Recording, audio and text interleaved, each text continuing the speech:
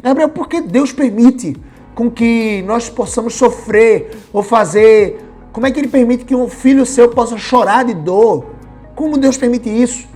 Ele tem um objetivo específico para a nossa vida. Se você perder de vista que a meta de Deus para a sua vida é fazer com que você seja mais parecido com Cristo, você não vai minimamente colher a alegria do sofrimento.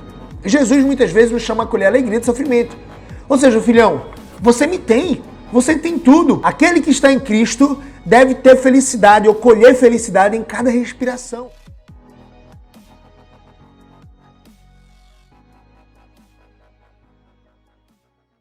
Bom, pessoal, sejam bem-vindos a mais uma live aqui do Área 1, todos os dias, às 7 horas da manhã, no Instagram Gabriel CBO. E eu fico muito feliz porque o objetivo dessas lives diárias é nós trabalharmos a área principal da vida humana. É o seu relacionamento com Deus. Nós estamos aqui estudando o evangelho que escreveu João, o apóstolo João, o evangelho de João, e nós estamos indo para o 5º capítulo. Eu não sou um pastor, não sou um pregador, eu sou um irmão que tem o intuito de ajudar você na caminhada em direção a um relacionamento mais íntimo com Deus, tá bom? Então, João capítulo 5, diz assim a palavra de nosso Deus. Passadas essas coisas, havia uma festa dos judeus, e Jesus subiu para Jerusalém. Ora, existe ali, junto à porta das ovelhas, um tanque chamado em hebraico Betesda, o qual tem 5 pavilhões. Neste jazia uma multidão de enfermos, cegos, coxos, paralíticos, esperando que se movesse a água, porquanto um anjo descia em certo tempo, agitando-a. E o primeiro que entrava no tanque, uma vez agitada a água, sarava de qualquer doença que tivesse. Estava ali um homem enfermo, havia 38 anos. Jesus, vendo-o deitado e sabendo que estava assim há muito tempo, perguntou-lhe: queres ser curado? Então Jesus perguntou para o homem doente, que já estava há 38 anos nessa condição: queres ser curado? Respondeu-lhe o enfermo, ou seja, respondeu o homem: Senhor, não tenho ninguém que me ponha no tanque quando a água é agitada, pois enquanto eu vou, desce outro antes de mim. Então lhe disse Jesus: levanta-te, toma o teu leito e anda. Imediatamente o homem se viu curado e tomando o seu leito, ou seja, tomando as suas, ou a sua cadeira de rodas, ou as suas roupas, a sua cama, algo do tipo. Imediatamente o homem se viu curado e tomando o seu leito, pôs-se a andar. E aquele dia era sábado. Por isso disseram os judeus ao que fora curado: hoje é sábado e não te é lícito carregar o leito. Ao que ele lhe respondeu: o mesmo que me curou me disse: toma o teu leito e anda. Perguntaram-lhe eles: quem é o homem que te disse: toma o teu leito e anda? Mas o que fora curado não sabia quem era, porque Jesus se havia retirado, por haver muita gente naquele lugar. Mais tarde Jesus o encontrou no templo e lhe disse: olha que já estás curado. Não peques mais, para que não te suceda coisa pior.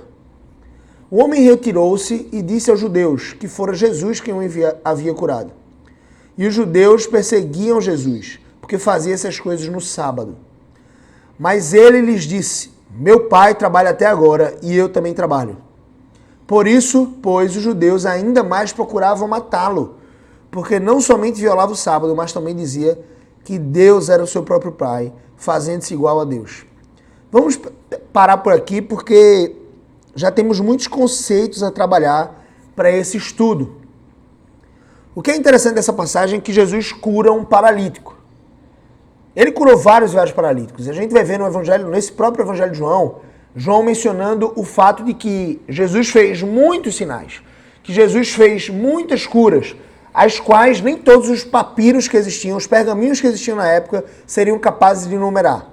Mas os que ele contabilizou foi para que nós pudéssemos crer nele. Ou seja, a parte que ele contabilizou foi uma parte pequena. Então Jesus operava milagre quase todo dia, eu acredito que todos os dias. Enquanto ele não estava orando ou descansando um pouco, porque ele também era homem, ele praticamente estava pregando arrependimento, pregando o reino de Deus que havia chegado, e ele também curava muitos enfermos, ele se compadecia deles. Só para você ter ideia, até esse momento das Escrituras Sagradas, né, o momento em que Jesus nasceu, todos os outros profetas, nenhum tinha operado um milagre como curar um surdo de nascença, um cego de nascença. Isso nunca tinha acontecido. Já tinha acontecido ressurreição do corpo físico, sim. Isso já tinha acontecido com Elias, por exemplo. Já tinha acontecido algumas outras curas, sim. Mas uma cura específica como essa do paralítico ou como a de um cego não tinha acontecido até então. Pelo menos foge do meu conhecimento isso. E aí João vai trazer alguns detalhes aqui muito poderosos, tá? E tem muitos conceitos a gente trabalhar. Passadas essas coisas, havia uma festa dos judeus e Jesus subiu para Jerusalém. Então Jesus saiu da Galileia, lembra que ele estava na Galileia, ele foi lá para Caná da Galileia, enfim, ele realizou a cura do filho do oficial, que estava prestes a morrer. Com uma só palavra ele disse, ó, teu filho vive. 4 palavrinhas ali, o oficial creu nele, né? Foi o vídeo de ontem, você vai encontrar esse vídeo lá no canal do YouTube, Gabriel CBO, para você entender um pouco mais esse contexto. E aí ele sai da Galileia, a região onde ele tinha sido criado, né, Nazaré, enfim, e ele vai de volta para Jerusalém por ocasião de uma festa. Os judeus tinham 5 festas, tá? 5 festas importantes que você tinha que se dirigir para Jerusalém praticamente todos esses momentos, em todas essas festas. Ora, existe ali, junto à Porta das Ovelhas, um tanque chamado em hebraico Betesda, o qual tinha 5 pavilhões. Então, 5 pavilhões do tanque, era um tanque grande, imagine isso.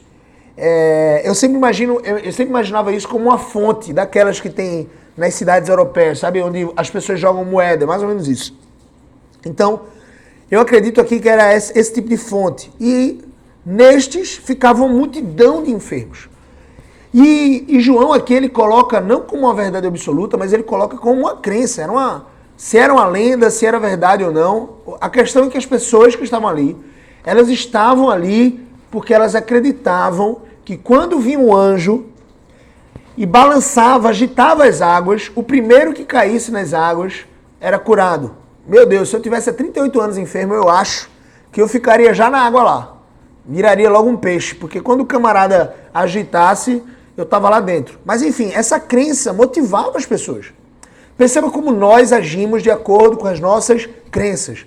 Geralmente, muitas vezes nós agimos em desacordo com as nossas crenças. Isso é normal, isso é natural. E inclusive, quando nós agimos em desacordo com a nossa crença de que Jesus é o Senhor, de que Ele é um Deus santo, nós pecamos e precisamos de arrependimento. Ontem uma pessoa perguntou para mim no Instagram assim, Gabriel, qual foi a última vez que você pecou, ou alguma coisa do tipo? Qual foi a última vez que você agiu como se Deus não existisse? E por quê? Aí eu respondi hoje, né? No caso foi ontem, eu respondi hoje, porque eu sou miserável pecador. Muitas vezes eu vou agir em desacordo com a aliança de Deus comigo, em desacordo com os planos de Deus para a minha vida. Infelizmente, nós temos essa capacidade e essa responsabilidade, né? Eu não posso culpar Deus, a culpa é minha. A responsabilidade de buscar a Deus, viver uma vida coerente com aquilo que eu creio é minha. Mas geralmente, quando nós cremos em alguma coisa, nós trabalhamos em direção a essa coisa. Por exemplo, se você acredita que você nunca vai ter sucesso, nunca vai prosperar, você nunca vai trabalhar diligentemente, com inteligência para prosperar. Então é provável que você nunca prospere. Ou seja, aquilo que você acredita gerou a não ação, enfim, nesse caso a inação, e a inação gerou um resultado negativo, ou seja, gerou um resultado de dívida, gerou um resultado de uma vida financeira que não é agradável, uma vida financeira que é absolutamente desconfortável, necessidades e essas coisas. Ou seja, se eu creio que é possível viver num padrão acima do que eu tenho vivido, se eu acredito que é possível eu ganhar mais no meu trabalho, ou em outro trabalho, mudar de carreira, se eu acredito que é possível, através de um empreendimento, através de uma empresa, eu construir uma riqueza de maneira lícita, geralmente eu vou trabalhar, vou me esforçar e vou pesquisar maneiras de como eu posso agir massivamente em direção a esse tipo de resultado, tá? Só me despedir aqui. Também. Deixa eu abençoe. Mas, nesse momento aqui, os homens, eles estavam ao redor desse tanque. E eles acreditavam que quando essa água era agitada, o primeiro que caía tinha a sua vida curada. Jesus chegou. João não questiona aqui se isso era verdade ou não, tá? Ao que tudo indica, isso era uma crença dos homens. Enfim, se a cura acontecer de fato ou não, João não entra em detalhe. Mas, Jesus chegando perto dessa galera toda aí, né, eu não sei quantos ele curou, mas eu sei que João registrou essa cura. Ele perguntou para o homem assim, ó. Ele foi lá e perguntou para o homem, ora, queres tu ser curado? Então ele perguntou para o homem que já estava doente há 38 anos. Jesus já sabia que ele estava sofrendo há tanto tempo. E aí o homem disse, Senhor, ele não sabia ainda quem era que estava perguntando, queres ser curado? E ele diz assim, Senhor, não tenho ninguém para me pôr no tanque quando a água é agitada. Todas as vezes, enquanto eu estou me dirigindo ali, ele é paralítico, né? Então ele tinha uma limitação de locomoção. Desce outro antes de mim e termina que eu perco a bênção, né? Eu perco a cura. Então Jesus nem questionou muita coisa. Ele nem disse assim, ó, você crê em mim? Ou Jesus nem disse. É muito interessante isso, gente. Tem vezes que Jesus cura uma pessoa, aqui no próprio Evangelho nós vamos ver, por meio da fé da pessoa. Uma fé que ele mesmo plantou. Uma fé que o próprio Deus plantou. Olha, Senhor, cura minha filha. Cura minha filha. Me cura, Senhor. Ou então ela toca na orla das vestes de Jesus, crendo que seria curada, e ela é curada das vestes de Jesus. Literalmente, de Jesus sai poder para curar uma mulher do fluxo de sangue, por exemplo. Você já deve ter visto essa história. Mas aqui Jesus nem questiona a fé do homem. Jesus simplesmente diz assim, se compadece dele, se compadece da sua miserabilidade e diz, levanta-te, toma o teu leito, ou seja, toma a tua cadeira de rodas, toma essa cadeira que você está sentado aí, ou essa cama, e anda. Essas palavras fizeram com que as pernas desse homem, perceba, ele estava 38 anos sem andar, gente. E como que de um salto, de um estalar de dedos, ele já estava preparado. E outra, ele já tinha não sido curado apenas. Ele já tinha participado de todas as sessões de fisioterapias necessárias para reaprender a andar. Jesus operou aqui um milagre que é muito mais extenso do que geralmente a gente consegue perceber. Não é simples, mas ele que criou do nada a matéria, ele é capaz de recolocar juntas, medulas, tendões, músculo. Ele é capaz de reprogramar o seu cérebro. Porque é uma programação cerebral aprender a andar. Quantas vezes e quanto tempo você passou engateando para tentar aprender a levantar um pouco e cambaleia e depois você cai? Esse homem, ele sai perfeito. Ele simplesmente de um salto, de um pulo, ele levanta, pega o leito dele e sai andando. Ele sai andando como se nada tivesse acontecido há 38 anos. Então Jesus operou aqui um milagre de não só recuperar as juntas e medulas dele, não só de recuperar os tendões, não só de recuperar a musculatura, o seu joelho, as articulações, o tornozelo, o joelho, tudo isso que estava inapto há mais de 38 anos, é uma vida. Eu tenho 27 agora, é uma vida, velho. É muito mais do que eu já vivi. E simplesmente Jesus faz com que haja uma nova programação no cérebro dele para que ele tenha capacidade de entender, discernir direita e esquerda e ande. Ele reaprendeu a andar num salto, num estalar de dedos. Sem precisar de sessões de fisioterapia, sessões de muleta. Ele não precisou andar de muleta por algum tempo. Jesus podia ter feito, ó, pega uma muleta e anda. Você vai passar ali um ano treinando, reaprendendo a andar. E depois de um ano você vai ser curado totalmente. Jesus podia ter feito isso. Mas Jesus não fez. Jesus curou ele de um salto. Imediatamente o homem se viu curado e tomando seu leito, pôs-se a andar. Era aquele dia sábado. E aqui vem um conceito importante, né? Deus, ele criou o mundo em 7 dias. Ele criou todas as coisas em 7 dias. No 6º dia, ele terminou a sua obra de criação. Mas ele ainda faltava criar, no 7º dia, o senso de descanso. E Deus pôs nos seus mandamentos, né? Você deve conhecer lá os 10 mandamentos, as 2 tábuas da lei. Ele pôs no 4º mandamento, um mandamento obrigatório ao descanso. Ou seja, ele disse, guarda o sábado, né? 6 dias trabalharás e farás toda a tua obra. Se você for lá para Êxodo 20, você vai encontrar lá a descrição dos 10 mandamentos. A primeira tábua da lei se refere, a primeira tábua dos 10 mandamentos, primeira tábua de pedra, né? Que foi escrita pelo próprio dedo de Deus, segundo conta Moisés, lá no livro de Êxodo. E ele entregou para Moisés ali no Monte Sinai. A primeira tábua se refere à nossa relação de dependência e de obediência ao próprio Deus. E a segunda tábua, que são 6 mandamentos, são 4 na primeira tábua e 6 mandamentos na segunda, se refere à nossa relação interpessoal, ou seja, nossa relação com outros seres humanos. Respeitar a autoridade, não matar, não adulterar, não cobiçar, enfim, não furtar, tudo isso. Então todos esses mandamentos apontam para a minha relação com o meu próximo, com o meu irmão. Por isso que a segunda tábua da lei se resume em amarás o teu próximo como a ti mesmo. Ou, como Jesus mesmo instituiu um novo mandamento, como que é um novo mandamento, ele diz aqui no próprio Evangelho de João, novo mandamento de João, ame ao seu próximo como eu vos amei. Jesus diz isso. Ou seja, a gente não tem que amar o nosso próximo como eu me amo. Ah, Gabriel, porque eu não me amo não, então eu não amo ninguém. Não, você tem que amar o seu próximo, meu amigão. Você tem que amar o seu próximo como Jesus o amou. Percebe isso? É mais profundo aqui. O conceito é mais profundo. Então a segunda tábua da lei se resume nesse mandamento. A primeira tábua da lei se resume em amarás o Senhor teu Deus de todo o teu coração, de toda a tua alma, de toda a tua força. Porque dessa forma você vai cumprir os 4 mandamentos dessa tábua. Quais são os 4 mandamentos dessa tábua?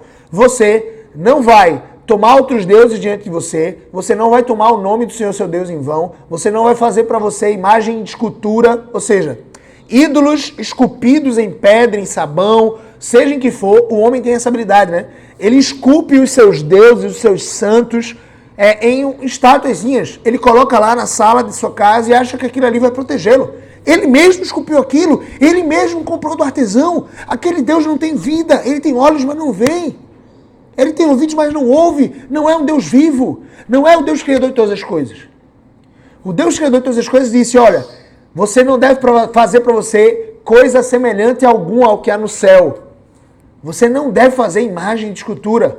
E o 4º mandamento, finalmente, é guardarás o sábado. Aqui a palavra sábado representa Shabá, ou guardarás o descanso de Deus. Porque 6 dias Deus trabalhou e fez toda a sua obra. No 7º, ele instituiu o descanso. Por isso que o descanso é tão importante para nós. E os judeus, eles passavam ou procuravam observar o sábado. Só que aí vieram os fariseus, os principais escribas, e começaram a estabelecer regras. Sabe aquela história de você não ser guiado mais por princípios e sim por regras? A Bíblia é um livro de princípios. Nós vivemos em cima desses princípios, devemos viver em cima desses princípios. Eles geram vida, vida eterna e vida abundante aqui nesse mundo. São esses princípios que devem governar nossa vida.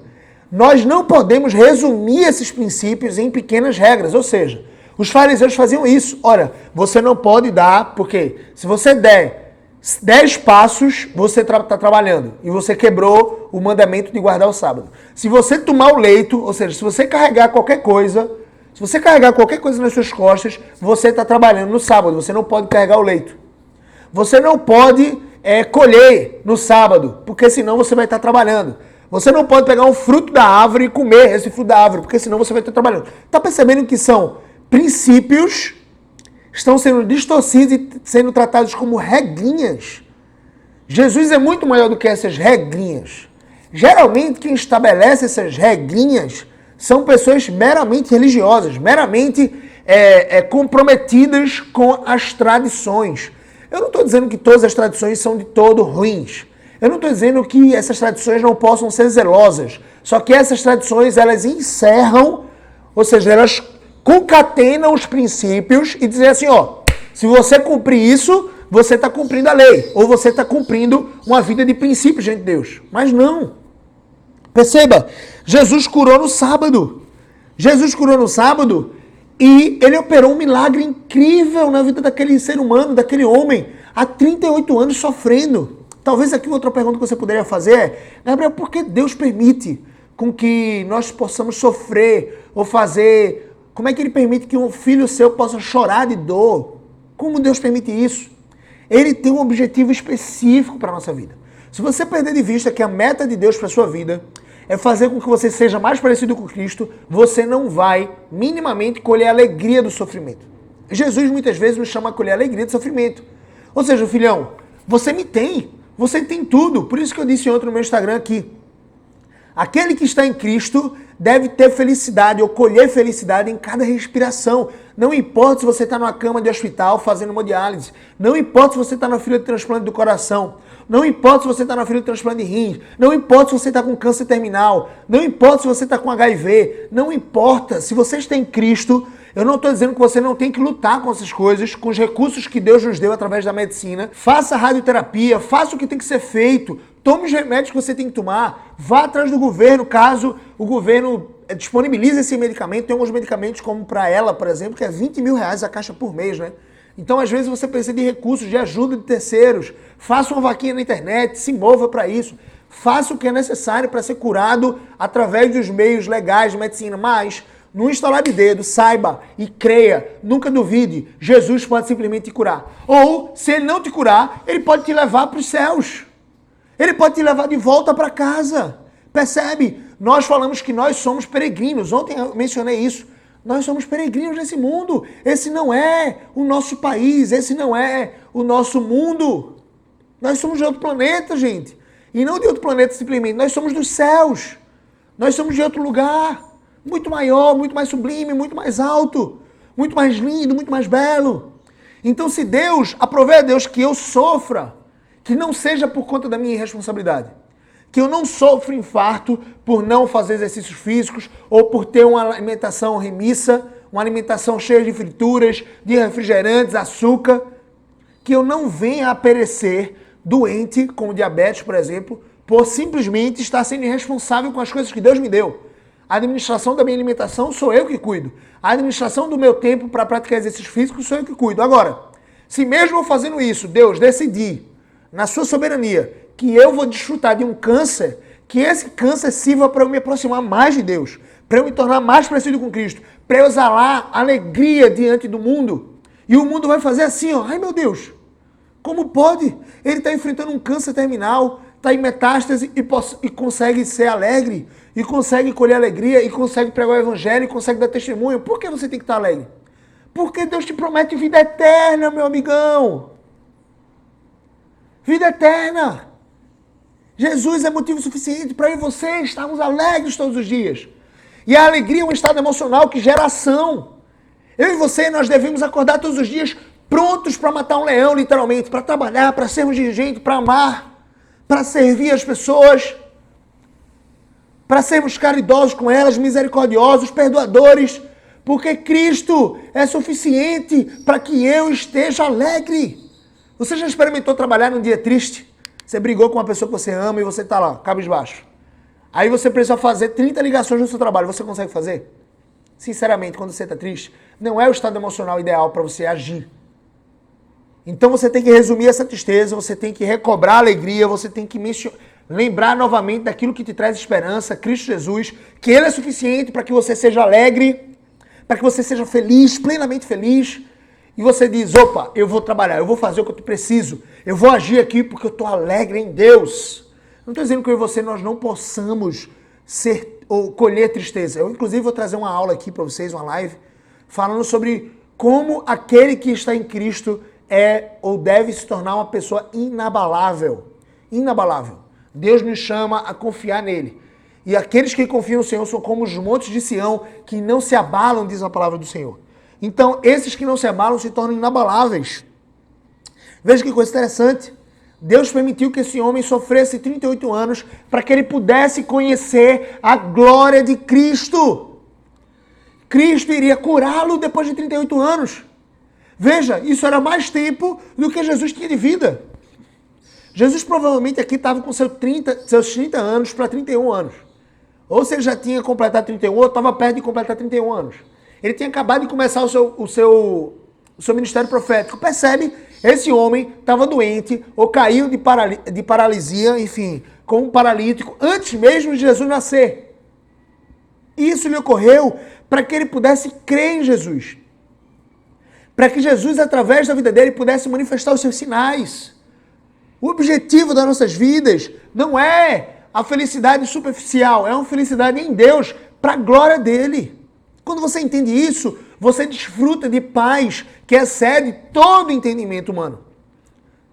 A paz que tantas pessoas ricas estão buscando, as pessoas estão obcecadas por dinheiro, obcecadas por sucesso, por realização, por aplausos. Mas muitas vezes, o que elas estão atrás mesmo é de paz, de conforto, do estado emocional que o dinheiro pode proporcionar, das delícias que o dinheiro pode proporcionar, o sucesso. o estado emocional de ser reconhecido, mas tudo isso você encontra em Deus quando você identifica, quando você entende a sua identidade. Você foi feito à imagem e semelhança do Criador. Você é amado. Mesmo que você seja um filho adotivo, mesmo que você tenha sido abandonado por seus pais, você não é fruto do acaso, você não é um erro. Você é amado de Deus. Você foi posto nessa terra por um propósito. Você tem um propósito de glorificar a Ele, de colher alegria eterna. Percebe isso? É isso que eu ardo por compartilhar com as pessoas, porque elas não entendem. Então elas ficam desanimadas, então elas ficam procurando seus pais biológicos. Então elas ficam desanimadas com o panorama de terem sido rejeitadas e agem como rejeitados. Agem como se nunca tivessem sido amados. Mas você foi amado por Deus.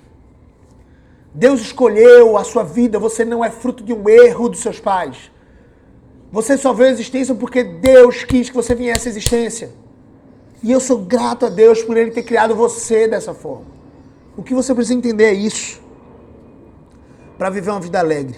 Então, explicado esse conceito do sábado, explicado esse conceito religioso de resumir a lei, os fariseus chegaram para o cego que tinha sido curado, o paralítico que tinha sido curado, e disse assim, hoje é sábado, não te é lícito carregar o teu leito. Eles não sabiam até aí que aquele homem tinha sido curado de alguma coisa.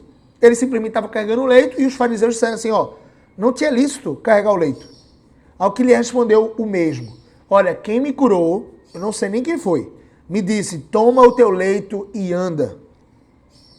Perguntaram, quem é o homem que te disse, toma o teu leito e anda? Ou seja, eles nem estavam sabendo ainda que ele tinha sido curado, né? De alguma forma, podia ser que alguém soubesse, mas o nível de pergunta ainda não chegou em cura. Mas o que fora curado não sabia quem era, porque Jesus havia se retirado. Tinha muitas pessoas ali, Jesus saiu. Mais tarde, Jesus o encontrou no templo. Veja que coisa linda, né? Jesus marca encontro mesmo. Ele se encontra com você uma vez, às vezes te cura de alguma coisa, te dá a solução para aquilo que você estava pedindo e você não o reconhece. Você não sabe que ele é o Filho de Deus. Você não sabe que ele tem um encontro com você. Você não sabe que ele poderia te dar água viva e você nunca mais teria sede. Você não sabe que ele podia te dar salvação. E aí o que é muito interessante é que Jesus marca um encontro novamente com esse paralítico, ex-paralítico, né? E ele se encontra novamente na esperança de chamá-lo ao arrependimento. E ele diz assim, olha, Jesus encontrou no templo e disse, olha, já estás curado. Estás curado da tua doença física. Agora eu preciso cuidar do teu espírito, da tua alma. Não peques mais, para que não te suceda coisa pior. Ou seja, nós podemos desfrutar de uma doença por conta simplesmente da soberania de Deus. Eu estou vivendo uma vida de piedade, uma vida de serviço a Deus, e simplesmente Deus me põe doente. Assim como ele fez com Jó, por exemplo. Jó era um homem justo. Deus, aprove a Deus fazê-lo enfermar, fazê-lo ficar doente. Mas muitas vezes nós vamos cair doentes ou sofremos algum tipo de enfermidade por nossa própria culpa e nosso pecado específico. Aqui é o que tu indica, Deus estava dizendo assim, não peques mais, para que não te suceda coisa pior. Parece que ele está apontando para alguma coisa que o homem fez lá atrás, de repente algum pecado, de repente ele estava ali desobedecendo seus pais, desobedecendo a Deus. Ele simplesmente foi lá para um lugar que seus pais tinham proibido, imagino isso. E ele estava então em pecado, estava desobedecendo seus pais, e de repente caiu, e de repente ficou, ou bateu a coluna e ficou paralítico. Percebe isso? Percebe essa perspectiva? Nós podemos cair doentes ou limitados por conta da nossa própria desobediência a Deus, desobediência aos nossos pais, já que Ele nos mandou obedecer aos nossos pais. E Jesus diz assim, olha, eu quero cuidar da sua alma, não peques mais, para que não te suceda coisa pior. O homem retirou-se e foi lá dizer para os judeus. Não acredito que foi numa atitude de rebeldia aqui não, pode ser interpretado dessa forma, mas eu acredito que não. E os judeus não tinham procurado novamente. Ele que foi até ele e disseram assim, olha, foi Jesus que me curou. Foi Jesus que me curou. E os judeus perseguiam Jesus porque faziam essas coisas no sábado. Perceba. Os judeus começaram... Agora ele falou, olha, foi Jesus que me curou e mandou eu pegar o meu leito e andar. E aí os judeus, os fariseus, começaram a perseguir Jesus para matar Jesus. Porque ele operava milagres no sábado. Olha só qual é a resposta de Jesus. Jesus lhe disse, olha, meu Pai trabalha até agora. O Deus dos altos céus, o Deus criador de todas as coisas, não dormita. Ele não descansa mais. Ele descansou para nos ensinar o valor do descanso. Do descanso nele. Shabá significa descansar em Deus. Vai muito além do conceito de guardar o sábado. Vai para uma perspectiva de qual foi o dia que nós obtivemos descanso para as nossas almas. Descanso eterno. Foi o dia da ressurreição de Cristo. Domingo. Então hoje eu e você nós somos convidados a descansar em Deus no domingo de forma especial. Mas mesmo no domingo nós podemos operar feitos caridosos, nós podemos servir uns aos outros, nós podemos trabalhar em serviço de misericórdias. Sim, nós podemos. Deus disse assim, ó, Jesus disse assim, ó, meu Pai trabalha até agora e eu trabalho também. Eu não vou parar de trabalhar. Eu não vou parar de trabalhar porque é sábado, porque vocês não entenderam o conceito, porque vocês tornaram isso em normas pequenas, diminuindo o mandamento. Por isso, pois, os judeus ainda mais procuravam matá-lo, porque não somente violava o sábado, mas também dizia que Deus era o seu próprio Pai, fazendo-se igual a Deus. Jesus era Deus, Jesus tinha chegado diante dos judeus e tinha dito que ele era Deus, mas eis o julgamento. A luz veio ao mundo e os homens, os próprios religiosos, o próprio povo de Deus, judeus, descendência de Abraão, descendência na carne de Abraão, literalmente, o sangue de Abraão pulsava nas suas veias, mas o espírito e a fé de Abraão não pulsavam nos seus corações. Nós nos tornamos filhos de Abraão, espiritualmente, por meio da fé em Cristo. Todo aquele que crê em Cristo pode ser considerado Israel de Deus, povo judeu, entre aspas. Os judeus verdadeiros não são aqueles que nasceram da carne, descendentes de Abraão. São aqueles que nasceram da água e do Espírito. São aqueles que creem em Cristo Jesus. Eu e você que cremos em Cristo. Nós somos descendência de Abraão por fé. A nós foi dada a salvação que Deus prometeu a Abraão e sua descendência. A nós que cremos em Cristo. Percebe o valor disso? Então Jesus chama esses fariseus e diz assim, olha, vocês estão equivocados. Meu Pai trabalha até hoje, eu também vou trabalhar. Então os fariseus ficam escandalizados. Nossa, ele cura nos sábados, ele trabalha nos sábados e ele se diz filho de Deus, ele se faz igual a Deus. Nós precisamos matar esse homem. E aí começa uma jornada bem difícil aqui dos fariseus tentarem cada vez mais encontrar alguma falha, algum erro em Jesus. Nós vamos ver alguns detalhes desses episódios. Mas aqui a gente termina esse estudo com essa reflexão.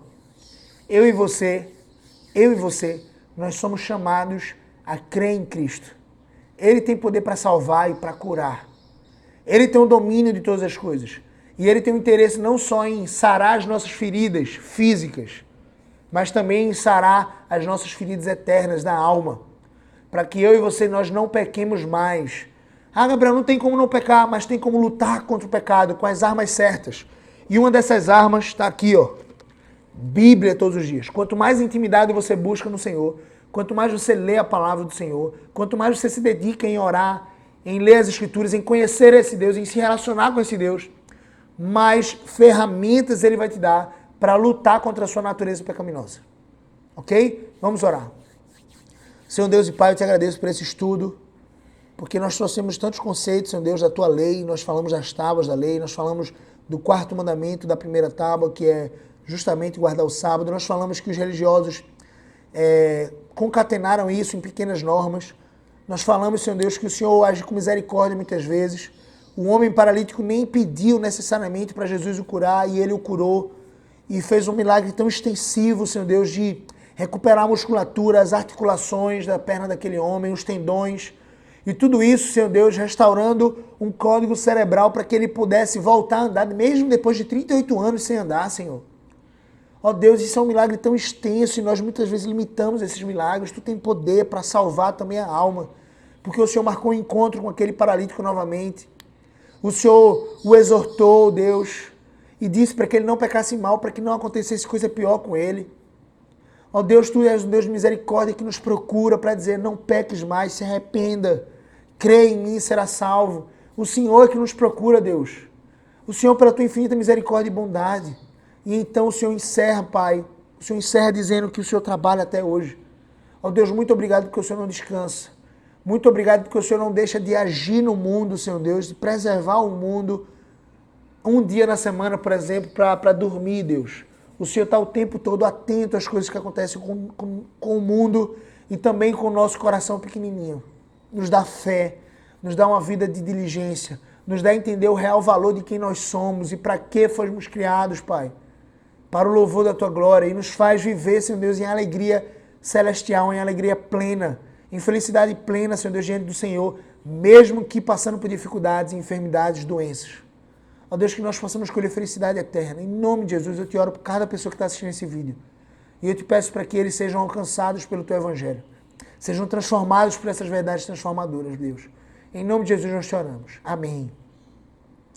É isso aí, galera. Todos os dias, área 1, às 7 horas da manhã, nós entramos aqui para estudar um pouco sobre as Escrituras Sagradas. Nós estamos estudando o Evangelho de João para nos relacionarmos mais intimamente com ele, tá bom? Então Deus abençoe a sua vida. Tamo junto, vamos pra cima, cai pra dentro nesse dia, bota pra quebrar e glorifica a Deus com ele, tá bom? É isso. Tamo junto, cheiro no coração, valeu!